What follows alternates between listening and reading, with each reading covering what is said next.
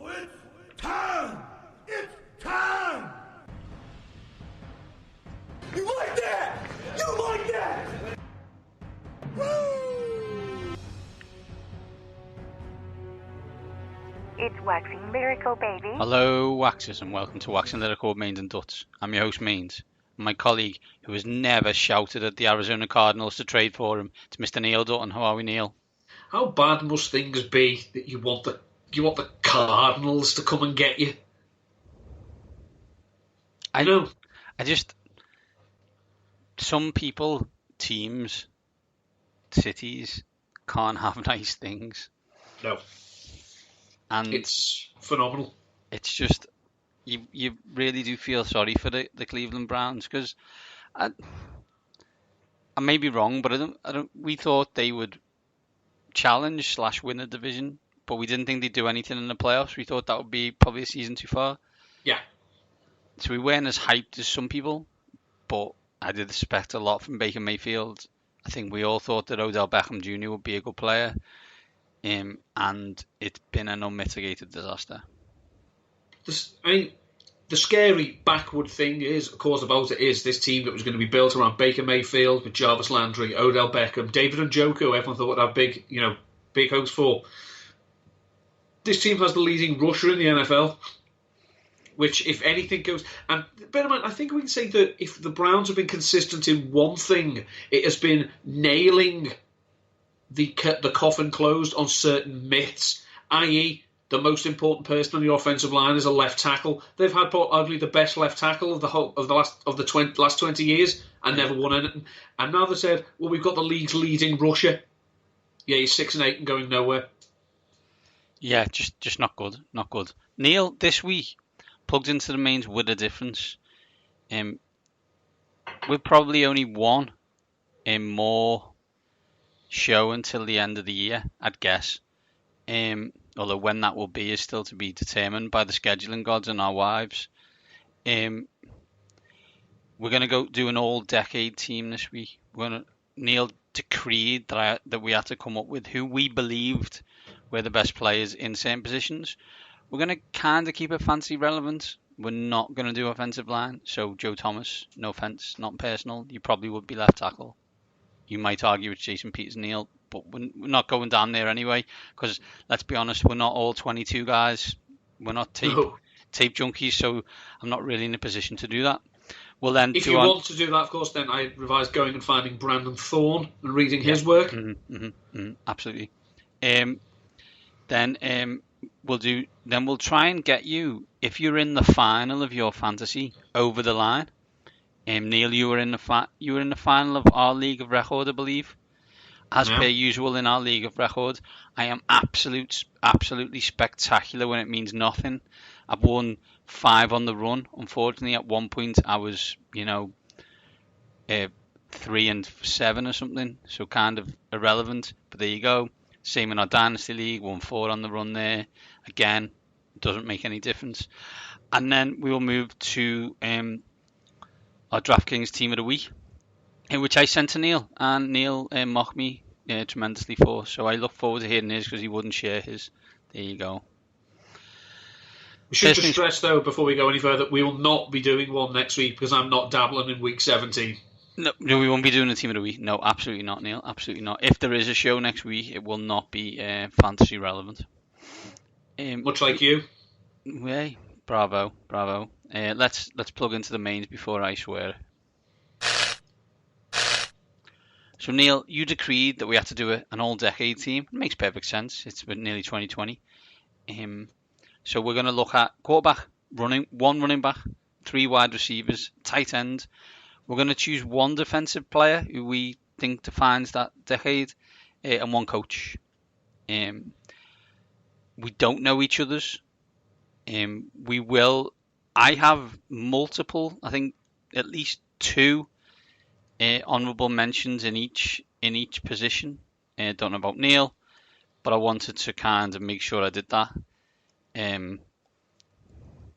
So let's start, Neil, with quarterback. Who is your all-decade team quarterback? The fact that the last year and a half have not been vintage this player should in no way take away his achievement over the last 10 years. It's Tom Brady. It's, as I say, I was always of the opinion that the best, most clutch quarterback of all time was Joe Montana. Then I saw Tom Brady throw 500 yards in a Super Bowl that he lost and refused to give up, and realised, no, you're wrong. Dutton. Will he? And as that 500 yards was against your team, Neil, you were screaming most of it. Will you just die? Yeah, it was actually, Austin Powers. Why won't you just die? I mean, it's not just you look at his numbers. He's not swept the board in terms of statistics over the last 10 years. He does have the 4th most passing yards in the decade. He trails Drew Brees, Matt Ryan, and Phil Rivers in that regard. He has the 2nd most touchdowns. Drew Brees has 339, Tom Brady has 313. He has 121 wins, and the next closest is Aaron Rodgers with 94. So it's one of those things that, I think we're going to get to a situation that we're never going to get to answer the question, did Bill make Brady or did Brady make Bill? But ultimately it doesn't matter, because Tom Brady has been the poster boy of the NFL at that position. And you can argue that Aaron Rodgers has more talent. You could argue that if it was just unleashed, Russell Wilson might be an ultimate quarterback. Patrick Mahomes has started wonderfully in his first 2 proper seasons. We're seeing something special in Lamar Jackson. That's great. Potential means you haven't done it yet. Tom Brady has. In a decade, he's got 3 Super Bowls and 2 MVPs. He was named All-Pro 2 times, Pro Bowl 9 times, totally irrelevant Pro Bowl, and no one cares what fanboys vote for on the internet.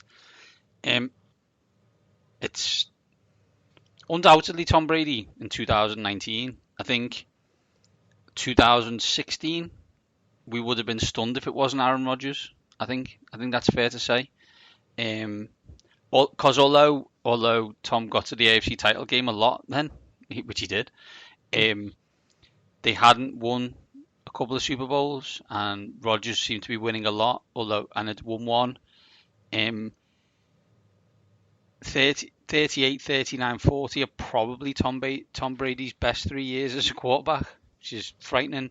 And the last 3 years prior to this one are probably Aaron Rodgers' worst as a starter. So I think for me that's obvious. I think honourable mention for Drew Brees. He is more than a stat padder extraordinaire, but boy has he got a lot of stats. I don't think it helps that his team hasn't been great, especially for the start of the decade. And I guess another honourable mention for me is Ben Roethlisberger. Not spectacular, but multiple wins. I think only Tom Brady has a better winning percentage in the time over the decade. I mean, a player who we gloss over, and I think this is a player who's had an MVP as well in the decade. Matt Ryan has the 2nd most passing yards. He has the 5th most touchdowns, and he has the 4th most wins. Not QB wins, I know you said that, but Matt Ryan has been a very, very good quarterback. Agreed. It's just a problem that the Falcons, for the most part, have flattered to deceive. But I think, If you say Matt Ryan, now what do you think? 28-3. Exactly. It just comes into your head, and I don't mean that. I don't really remember any of the other stuff. I just remember he got to a Super Bowl and was 28-3 up. It's an issue. Yeah. I think if we just, if we put a nice, neat bow on it, we can agree that Tom Brady is the absolute monk spunk. Yeah. Neil, who's your running back? Running back? I think it's, as you know, I'm fully paid up member of running backs don't matter. So I think it is notable that if we'd done this exercise 10 years ago, we'd have had so many people to consider. We'd have had LaDainian Tomlinson, we'd have had the first years of Adrian Peterson, Tiki Barber, people like that. I think if you actually look now and think, well, which running backs have been dominant for the longest stretch of the decade? And really, the only one you'd have to say consistently has been thought of at various points as the best running back in the NFL is Adrian Peterson. say 9,618 rushing yards and 70 touchdowns in the decade. Third yard most touchdowns. LaShawn McCoy has the most rushing yards. And LaShawn McCoy, at times was ridiculously productive. He has a 20 touchdown season on his resume. He had a 1,600-yard rushing season. And he has been, productive for the most part when he went to Buffalo. He's fallen off a bit. But I think the fact that Peterson blew his knee out and then came back and rushed for 2,000 yards. He's never hit that height again, but it's ridiculous to assume that someone will. But he changed the perception, not of the position he plays, but of the recovery time for that injury. He may have set unreal expectations for people because everyone assumes now, he's torn his ACL, he'll be fine. But I think, you look at other contenders. Marshawn Lynch was very good for a very short period of time. Frank Gore has been there or thereabouts, but I've never, ever felt Frank Gore was the best running back in the NFL. I think he's never all pro. I think the answer is Adrian Peterson. I mean, he was MVP in 2012. So in theory, the last time a running back mattered, quote unquote, it was Adrian Peterson. He's still doing it now, and I feel, I may be wrong, I feel that he's doing it in a way that is still relevant, maybe to a more extent than Frank Gore.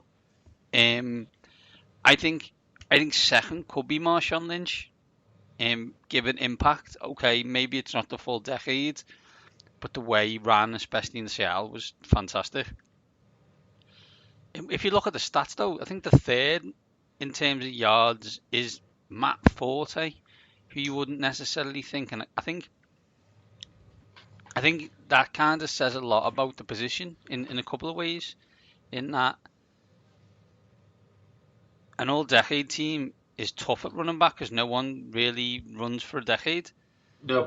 So all you start seeing is lads who've been around a while when you get to like statistical information. So for me, it's kind of more of an eye test and longevity thing, and I think that's got to be Adrian Peterson. I mean, Forte is 5th in rushing yards, 10th in rushing touchdowns, but this doesn't take into account how good a receiver he was. Mm-hmm, absolutely. I mean, you look, as you say, most of the quarterbacks, in terms of passing yards, have played for the entire decade.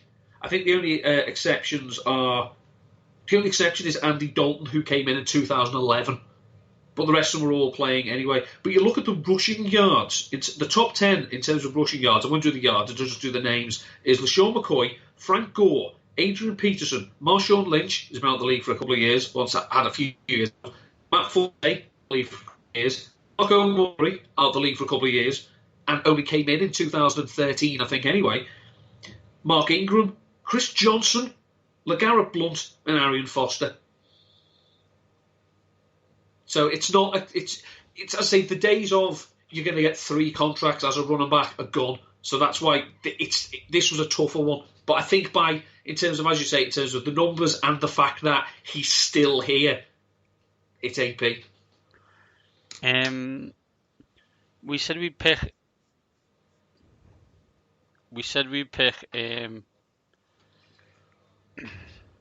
3 wide receivers. 3 wide receivers. I'd like your first one. I'd like them in the order that you did them, and I'd like them to be in who you think was the best, the second best, and the third best over the decade. The best wide receiver over the decade for me, in terms of the doubts that surrounded him when he came in, the doubts that surrounded him at various times, and the doubts, the production he has been able to put up. The best wide receiver for me for the decade is Julio Jones. Because, to quote your oft-repeated phrase, the man is a centaur. Yeah, he's an absolute centaur. He is, if you went into a lab and said, create me a modern X wide receiver, Julio Jones would walk out. He's third in the decade in receptions, 780, 11,881 receiving yards. The only area he lets himself down? Touchdowns. 8 wide receivers have scored more touchdowns than Julio Jones. But you still see, last week he had 20 targets. They're still feeding him. He's still productive. And, he's one of those people, as I say, if you were to ask at most stages during the decade who's the best at his position, Julio Jones' name would consistently crop up. Yeah, I think wide receiver 1 of the decade is Julio Jones. As Neil has pointed out, I think he's a centaur. He is prototypically what most teams want their wide receiver to be, to look like, to run like, to catch like. No one else has one, by the way, just so you know. Although what I would say is, for people who don't follow the draft and are interested in wide receivers coming through, check out some Alabama tape and you'll know what I mean. Neil, who's your second wide receiver of the decade?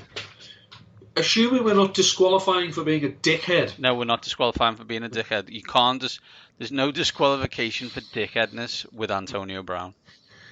Second most receptions, second receiving yards, most touchdowns. He got offered the deal that Mike Wallace turned down, and I bet Mike Wallace is probably still kicking himself about that. For a long stretch, Antonio Brown was as near to money as you could get. He was going to get his 100 receptions. He was going to get his 1,500 yards. He was going to score double-digit touchdowns. It's just unfortunate that at some point the player became less important to the man, and the man became more important to him. I think really we're talking 8.5 years of a 10-year stretch, probably. Yeah. Where he was unplayable, I guess, uncoverable. And him and Julio were the best wide receivers. Is he a div? Yes. Is some of the stuff that's come out in the past week unacceptable? Yes. But I'm just picking a team right now, i.e. players. I'm not actually wanting to build a roster. If I was building a roster, he wouldn't be on a team. That's a different question, mate. Who's wide receiver 3, Neil? This is one I struggled with, because I think this is interesting. I'd be surprised if we've got the same one. It came down really between a choice between two people. If you actually look in terms of production, Demaryius Thomas has the 4th most receptions, the 4th most receiving yards, and the 4th most touchdowns. It's not Demaryius Thomas. I couldn't believe that, though, when I looked at the stats, and Thomas was like consistent in statistical things. He'd be 3rd, I think, and I was like, but Demaryius Thomas isn't the 3rd best.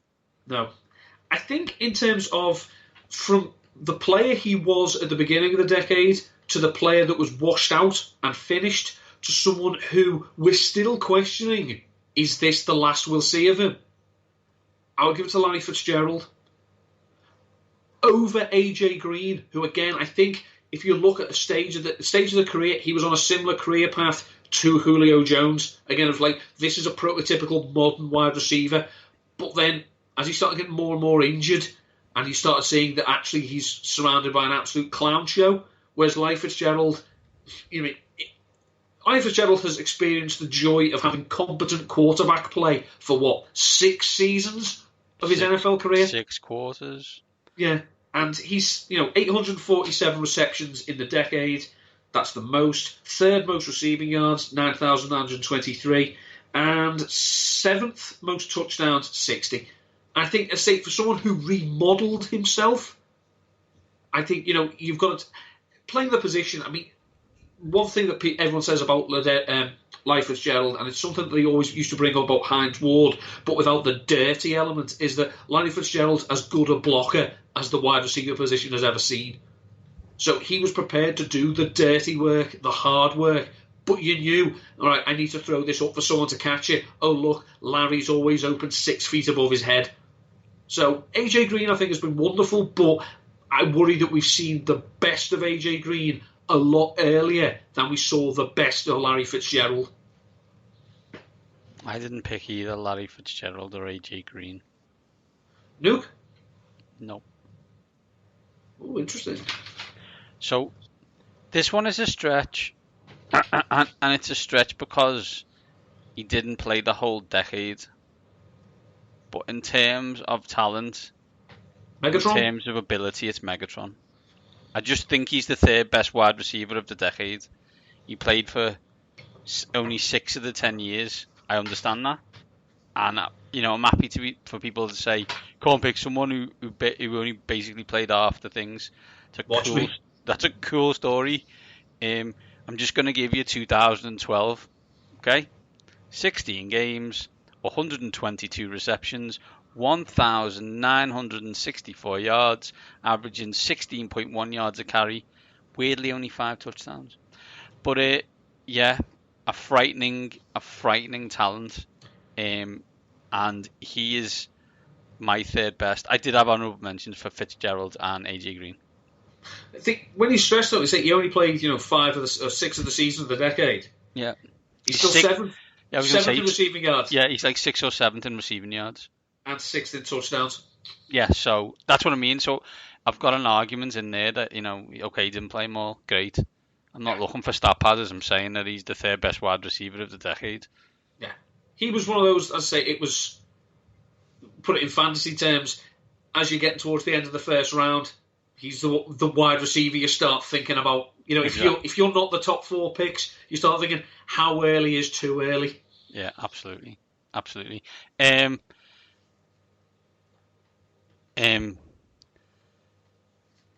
This isn't even close, by the way. To the next one. That was going to be my question: is which was easier, quarterback or tight end?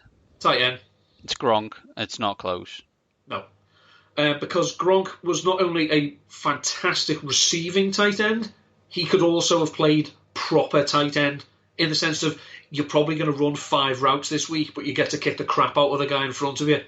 Cool, I'll do it. The other person, Jimmy Graham obviously has, phenomenal stats in terms of the receiving game. Let's ask everyone what they think of Jimmy Graham as a blocker. No one has stressed that? Yeah, this is because, and it's even more noticeable now as he continues to limp through the season. If Jimmy Graham is out there, they're not running the ball. And this isn't just that's a new phenomenon. No, they were doing it in the New Orleans at the start of the decade. He can't block. He won't block.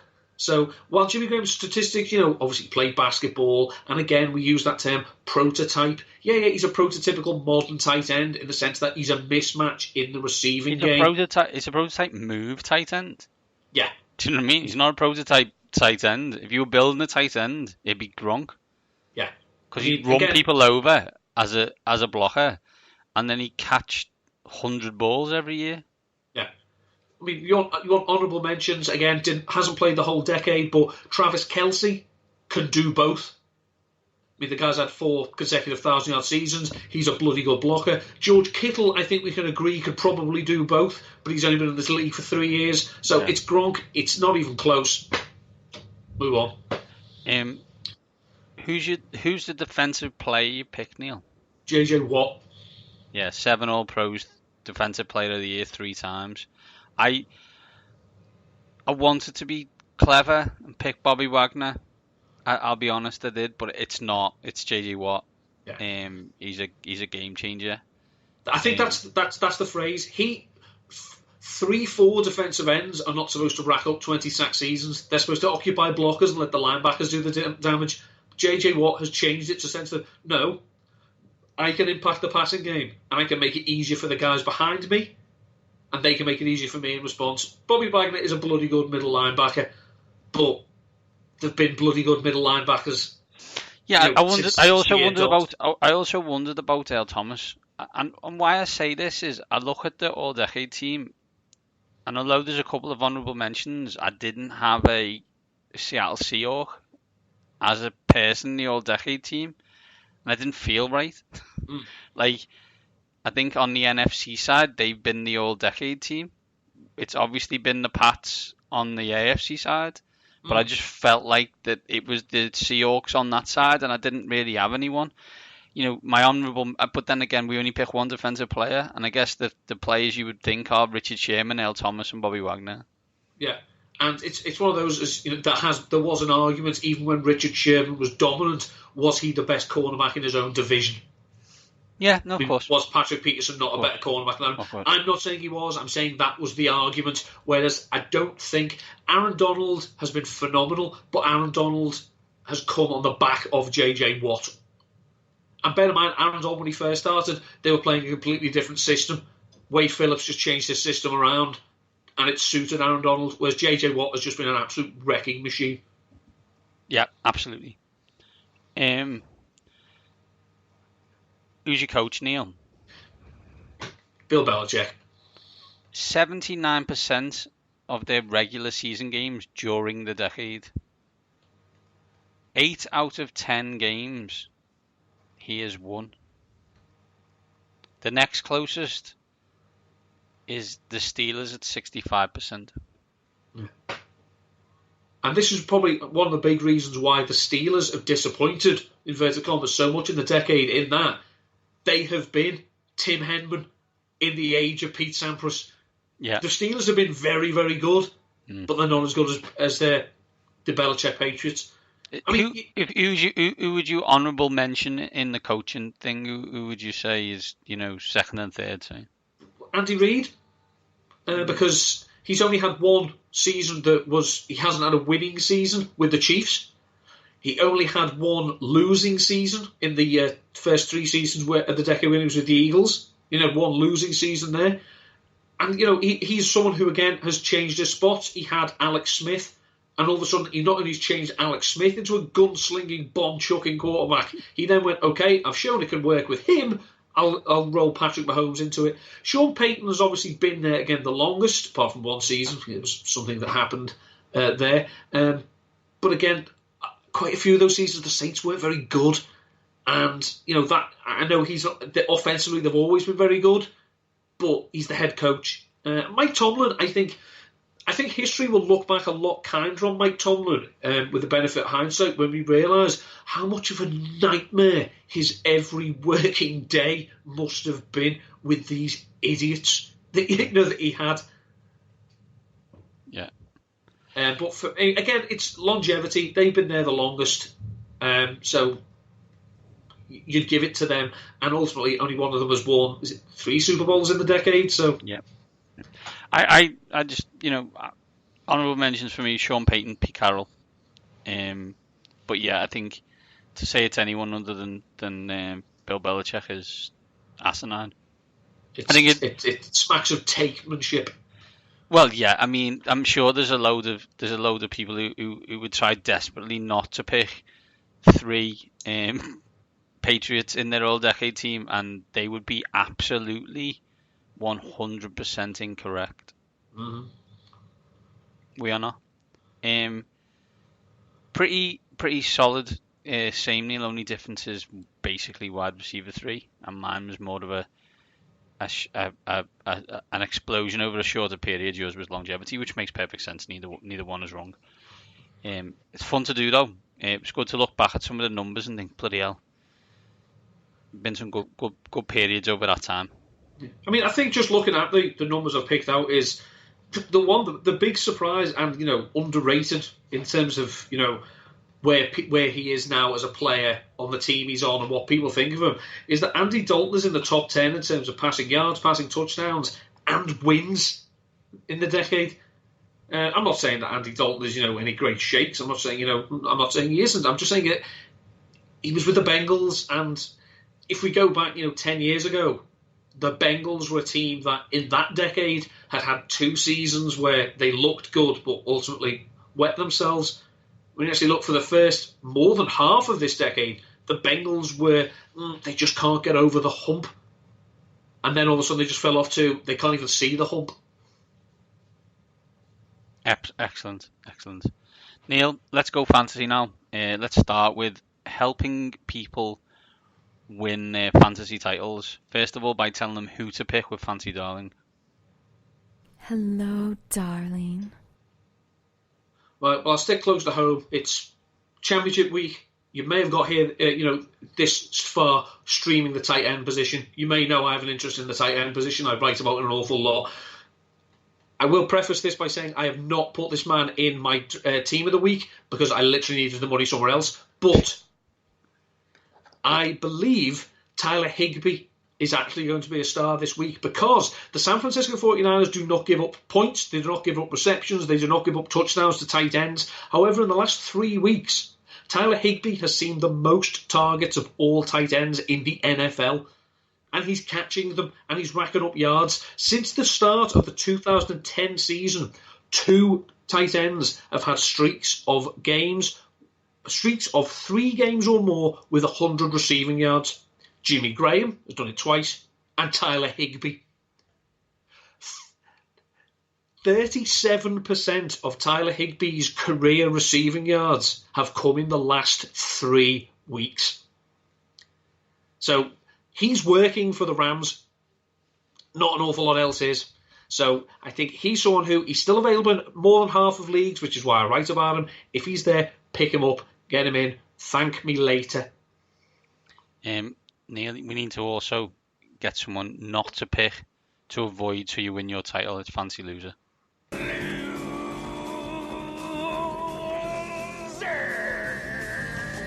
There is worrying news coming out of Dallas surrounding Dak Prescott and his shoulder. Cooper Rush is taking most of the first team stacks. As you say, Cooper Rush, a wonderful Texan name. Zeke Elliott and Cooper Rush are both speaking about how Dak was injured during the game on Sunday and how it's affecting him and how it could be hard for him to throw. So, even though they're playing the most burnable of burnable secondaries this week in the Philadelphia Eagles, I don't see how you can trust Amari Cooper, especially considering how Dallas won last week. And how they won last week was turning it over to the O-line and letting them kick at the crap out of people and letting Zeke Elliott run behind them. So, because of this approach, what did Amari Cooper do last week? He had 2 targets, 1 for 19 yards. Now, we know that the splits between Cooper on the road and Cooper at home are quite striking. He averages 111 yards at home, 42.3 away. He's had 5 touchdowns at home, 3 away. Averages 16.2 yards per reception at home, 12.9 away. Now, there's been no official word yet, so let's assume Dak plays. But if he's limited, I don't see how you can trust Cooper. You probably can't trust Gallup either. Gallup is obviously the cheaper option on DraftKings or whatnot, but it's a worry because if Dak isn't 100%, they may think, look, saddle up and ride Zeke anyway. And then you're thinking, well, Cooper's not even going to get the volume that could propel him. So, what college did Cooper Rush go to, Neil? Stephen F. Austin? No, Central Michigan. Do you have any idea what he looks like? No, I do not. He's a ginger with a ginger beard. Oh my God! It's Will Gavin. It's amazing, and he's it's his 3rd year, and that's the first time I've ever heard of him. There you go. Neil, for the rest of us who haven't got fancy titles to discuss, let's find out who we should be picking on our daily fancy teams this week. Mains and Dutt's Daily Fantasy Team of the Week. Show me the money. Neil, who is your quarterback this week? Revenge game for Ryan Fitzpatrick against the Cincinnati Bengals. That's what Ryan Fitzpatrick needs, another revenge game. I'm sure 50% of his games every year are a revenge game. Yeah, he just, it's revenge, and this time, like last time, it's personal. Ryan Fitzpatrick is $6,000 on DraftKings. As I say, the Miami Dolphins are playing the Cincinnati Bengals. Miami are at home. Fitzpatrick averages 7.4 yards per attempt, 230 yards per game at home against 6.4 yards per attempt and 201 yards on the road. And then something else that Ryan Fitzpatrick has added to his game of late, he's the Miami Dolphins' leading rusher this season. He has 219 rushing yards. Last week, he had 4 attempts for 33 yards. Did have a lost fumble as well. But he does have 3 rushing touchdowns this season. The Bengals have not been great defensively. They have improved somewhat in the last few weeks since Andy Dalton came back. But given Dalton has been tossing pick sixes like they're going out of fashion, this may be a shootout. And if it's a shootout, I want the gunslinger in Ryan Fitzpatrick. Piao piao. My quarterback annoys Neil, which is an added bonus. It's Carson Wentz. He's less than Ryan Fitzpatrick, 5,800. Still trying to work out how he threw that pass into the corner of the end zone while running away. Looks like it was shot out of a cannon rather than thrown from someone's arm. Yeah. as I say, the last time I saw something that powerful, it was wiping out the Hosnian Prime system in Star Wars The Force Awakens. But this is the only thing, though. If that was Mahomes, or if that was Aaron Rodgers... Oh, don't be this guy. Don't be this guy. Don't be this guy. Tell you what. You and a friend of ours in a group message can have a chat about how their team, their franchise is underappreciated or criticised too much, while you're both moaning that you've won all of the last 3 Super Bowls. So wind your necks in and go away. Carson Wentz is 5,800. He's going to light up Dallas. It's going to be hilarious, and I'm going to watch it, sit back, and realise that you guys are then going to beat the 49ers in the wild card game at like 8-8. Oh, it'll be wild. Running back 1. It is not Christian McCaffrey. Literally, he doesn't have enough money, is it not? No. Yeah, I know, it's hard. But I've gone with Chris Carson. The Seahawks are playing the Arizona Cardinals. Cardinals' defense is not great, although for some bizarre reason, they managed to make the Browns. The Browns made themselves look inept, but. Despite the fact they only gave him about 12 carries, Nick Chubb still ran for 100 yards. We know the Seahawks blueprint, and while the temptation would be to pick Jacob Hollister in this game because tight ends of all makes, models, shapes and sizes score touchdowns against the Cardinals, I just think they're going to lean on Carson. CJ Prosise might get worked in a little bit, but Carson's the workhorse. He's 8,500. I've got Joe Mixon, 6,600. Last 2 weeks, he beat Ridden. 23 attempts for 146 yards and 25 attempts for 136. One of them was against the New England Patriots. He's playing, as Neil quite rightly pointed out, the Miami Dolphins. I don't think they want to shoot out in Cincinnati. They want to keep it nice and steady, run the ball a lot, and just about get beat. And they want it over quickly. Exactly. So I've gone for Joe Mixon, 6,600. Who's your running back 2, Neil? My running back 2 is Marlon Mack. He's 6,200. Indianapolis are playing the Carolina Panthers, and the Carolina Panthers are one of the worst run defenses I have ever seen. Probably one of the worst defenses, certainly in this season, especially when they come out with bollocks like, we didn't put Brian Burns in last week because we needed to rotate him. I thought production was more important than rotation, but hey, that's why I'm not running an NFL franchise. So I think we have seen the limit of Jacoby Brissett and the Colts passing game, with T.Y. Hilton likely, he may well be shut down for the rest of the season. Zach Pascal has turned into a pumpkin. Jack Doyle has turned into Jack Doyle. It's a team that it's gone as far as it can. They put up a hell of a fight. And, for the coaching job that Frank Reich has done and the work that Jacoby Brissett has done, we should, hail them for it. But I think in this game, it's a case of ride Marlon Mack and let's get the hell out of here. 6,200. My running back 2 is me doing the same thing I did last week, which goes against my world, is Adrian Peterson. He's 5,000. He's playing the New York Giants. If you listen to the Fantasy Football podcast on the Ringer podcast network, they would say to Danny Aifitz, tell me about the New York Giants defense, Danny. And Danny would say, what New York Giants defense? And he'd be right. They stink. I'm really gutted though, as I'm hearing disgusting rumours that Daniel Jones is playing in this game. That's just why. Eli's going out 500. Just no. First of all, caveat, in the regular season, the dude's won a few playoff games. Don't know if you've heard. If you haven't, just phone up someone in New York. So I'm not interested in that. I just want him to play, because it's fun. But he's not. There we go. Who's your wide receiver 1, Neil? Wide receiver 1's Julio Jones, 8,000. They're playing the Jacksonville Jaguars, who are on free fall, are a terrible team. They need burning down from the front office out. Especially this news about the grievances and all this the unbelievable story.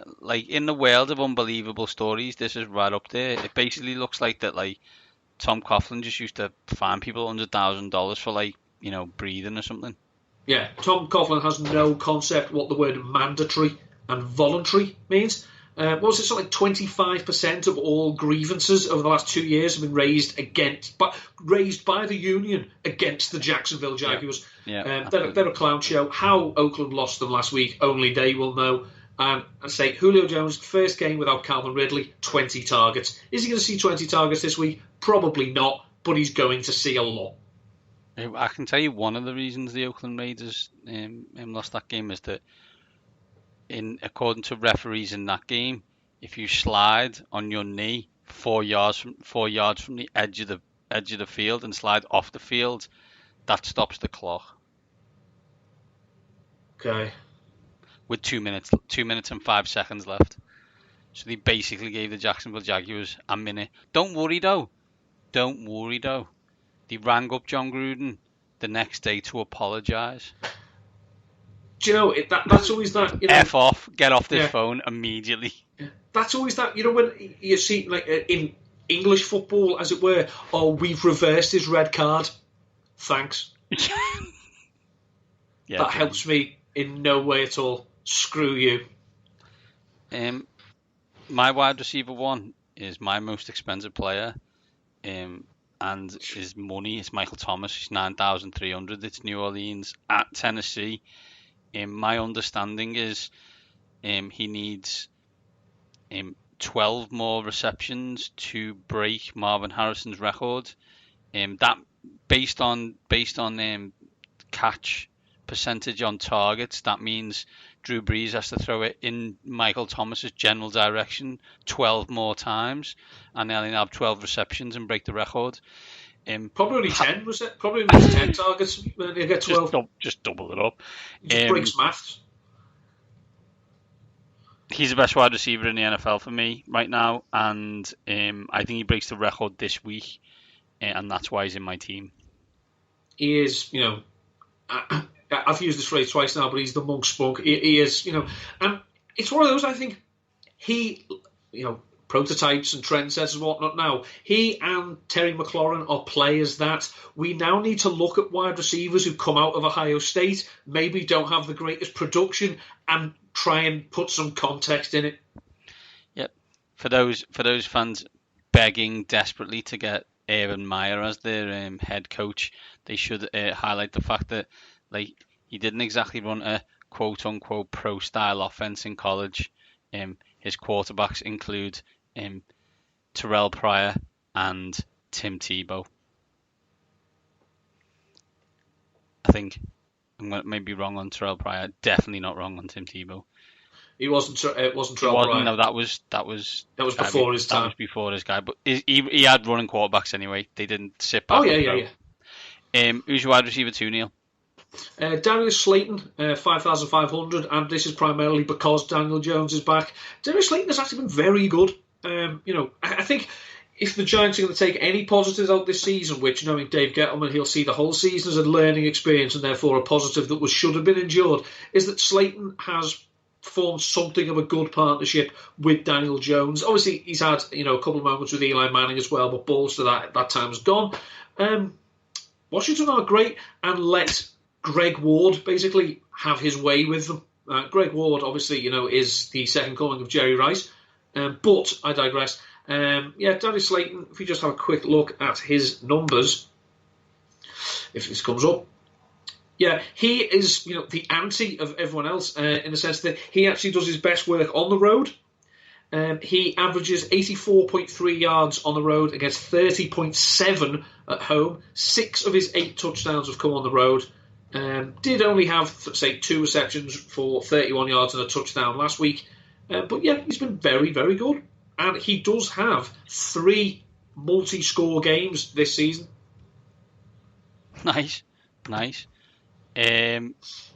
My wide receiver 2 is Brashard Perryman of the Tampa Bay Buccaneers.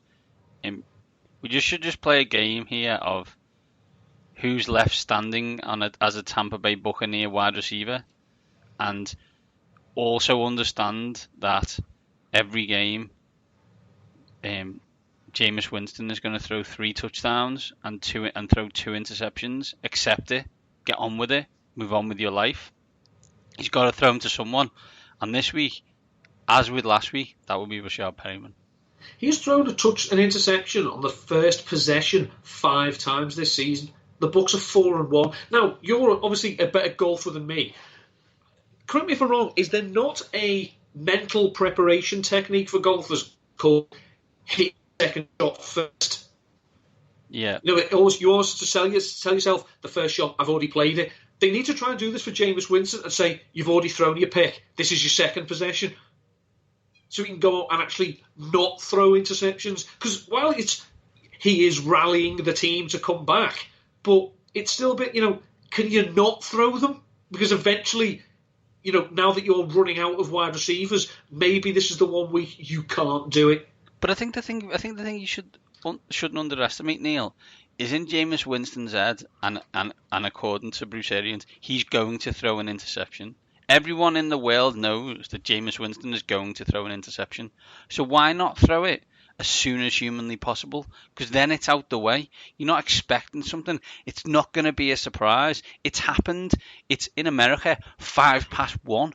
In the UK 6:06. It's fine. Don't worry about it. I've done it now. Now I can get on with the thing of lighting up the league for 5,000 yards and 30. You're literally going to get 5,000 yards, 35 touchdowns, and 30 interceptions. What a spectacular season! Now we can all suggest that it's not great, Bob, on the interception front, and Charles Dagnall will be right.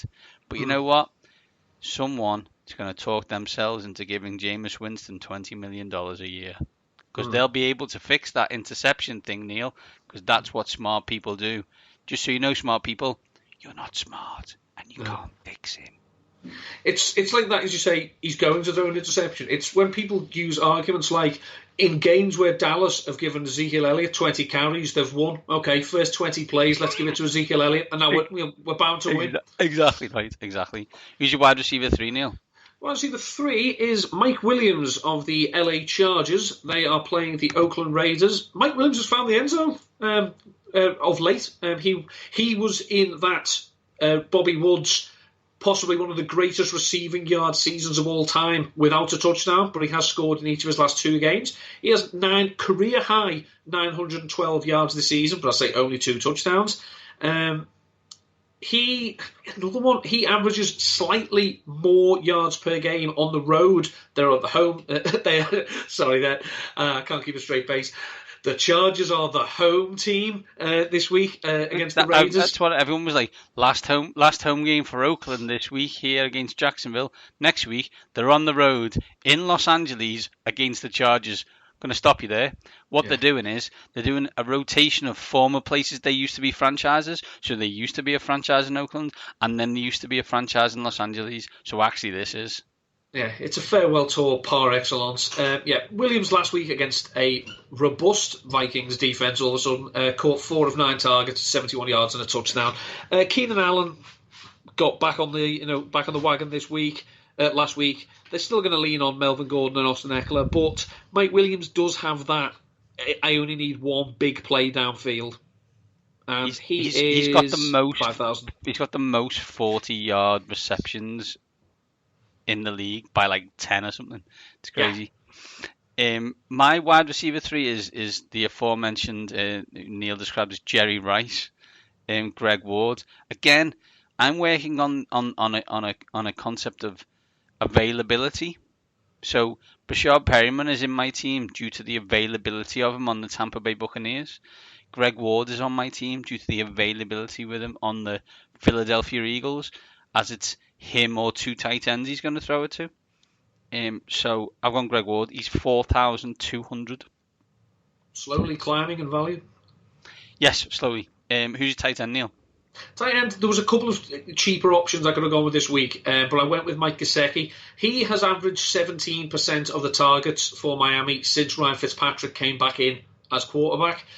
It's pretty much consolidated now, that passing game. It's Devontae Parker, who, by the way, after the first 4 years of his career, I've never seen a 5th year like this. It's almost as if getting Adam Gase the hell away from people is a good move for their careers. He says, but the New York Jets aren't interested. Gesicki is an athletic freak, but his skills aren't quite being put to the best use because, I don't think he's ready to be the centrepiece of an offence, despite the fact that he's being worked as one. But Cincinnati have not been terrible against tight ends, but this is a volume play. Excuse me, he's 3,600. My tight end is Mark Andrews, Baltimore. 5,900. It's a lot, but he gets probably the most targets as a tight end, who isn't called Kelsey, and catches a lot and scores touchdowns. And he's playing the Cleveland Browns. So yes, please, I'll have some of that. 5,900. Flex, Neil.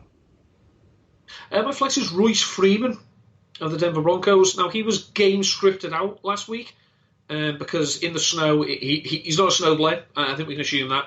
He only had 5 attempts. He had 4 targets, caught all of them, but only for 14 receiving yards. They're playing Detroit, and Detroit are doing that classic bad team staying bad by saying with 2 weeks to go, no, we're going to keep this coach. Congratulations, the players quit on him. And Don't his tell defence, which is supposed to be his bailiwick, is terrible and one of the worst units in the league. So basically you're banking on him trying to get them. Basically you want him to do what we asked for Steve Spagnuolo to do. You don't need to be the 85 Bears. Just make this the 20th best defence and we'll take steps on offence. That's great, but you're still relying on Darrell Bevel. Anyway, Royce Freeman, as I say, not had a great season, let's be honest. And there's a pattern. He's actually been better on the road than he is at home. They're at home this week. He averages 4.2 yards per carry at home, away, 3.4 on the road, and 307 of his rushing yards have come on the road. But Royce Freeman, it's not a terrible option. He's involved in the passing game. He's just not. He's got 40 receptions this season. I mean, that does say something about the dink and dunk nature of the Denver Broncos offense. But I think this is one of those games that I don't see them playing from behind too often if David Blau is still the quarterback. So maybe he can get a nice run, establishing a stranglehold on the carries and, maybe fall into the end zone, which he hasn't done too often this year. My flex is Chris Conley, Jacksonville, Atlanta. Receptions and targets ticked up this week. I guess due to Gardner Minshew being back in the lineup. As Neil said, Jacksonville should be sent off into space along with a lot of franchises, but I think Chris Conley will get a lot of play this week. There will be a lot of chances to throw for Jacksonville, as I expect them to get probably battered. So it's PPR, so let's be having him.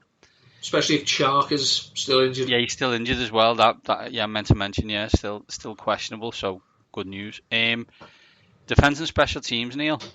Defensive special teams. I'm picking a unit that I always have lots of nice things to say about, and that's the Atlanta Falcons. As we know, I've always been a fan of this unit, comparing them favourably to the 2013 Seahawks, the 2000 Baltimore Ravens, and of course the Chicago Bears. They're playing Jacksonville. While Gardner Minshew is probably an upgrade on Nick Foles at the moment, this is not a great team, and there's so much bad juju even after the win last week. And the Falcons have this; they've had on off defensively of late. So I think it's their turn to come again. So 3,200, I will take the Dirty Birds. I'm going to put my big boy pants on, Neil. My defense and special teams is the Buffalo Bills. They're playing the New England Patriots. I think they might win. Wouldn't be crazy. That's all. 2,900. They probably won't win, by the way. They won't. And even in some kind of tremendous twist of fate, even if they do win, they can't win the division. They can't win the division anyway. Like, they're not allowed to win the division. This other franchise that the world's against and everyone hates and blah de blah conspired to somehow continually win this division for 20 years. And even when they are level on results with the other team, the other team doesn't get the benefit of the doubt. No, they don't, because the grandma's third leg lost an egg and spoon race 3 weeks ago, so that means the New England Patriots would still be the number 1 seed. And it does, sadly, I mean, they've got 10 wins, they go in the playoffs, but sadly, a team that no longer plays in their division has won that division more recently than the Buffalo Bills. Can you name the quarterback the last time the Buffalo Bills had 10 wins? And the head coach? The head coach wasn't Coach Phillips, was it? It was Coach Phillips. Was Phillips. The quarterback, Rob Johnson? Doug Flutie. Doug Flutie. Music City Miracle was that year. That year. You don't get over that. Neil, let's recap. Who's your quarterback? Ryan Fitzpatrick. I've got Carson Wentz, running back 1. Chris Carson. Joe Mixon, running back 2. Marlon Mack. I've got Adrian Peterson, wide receiver 1. Julio Jones. Michael Thomas, wide receiver 2. Darius Slayton. Got Brashard Perryman, wide receiver 3. Mike Williams. I've got Greg Ward, tight end. Mike Gesicki. Mark Andrews, flex. Royce Freeman. I've got Chris Conley, and defense and special teams. The mighty Atlanta Falcons. I've got the Buffalo Bills. Ooh. Neil, that's the end of the show. Before we wish everyone a lovely week, where can people catch you for the rest of the week? Rest this week, I'm on the Twitter at Dutton13. My usual offerings have come out this week. My weekly stats from last week. Some interesting ones about Lamar Jackson and some of the records he's broke. My wide receiver target report looks back on Julio Jones's the disappointing fantasy season that Julio Jones has had, even though he's the wide receiver 4. My tight end streamers, there's 3 players there who can help you get over the line in fantasy this week, obviously championship week. Also had quite a few things out on Ravens Wire this week, looking at the historic Ravens rushing attack. They're setting rushing records in a passing league. A look at the passing records that Lamar Jackson has broke this year. I mean, anytime you can take a record off Vinny Testaverde, that should be celebrated.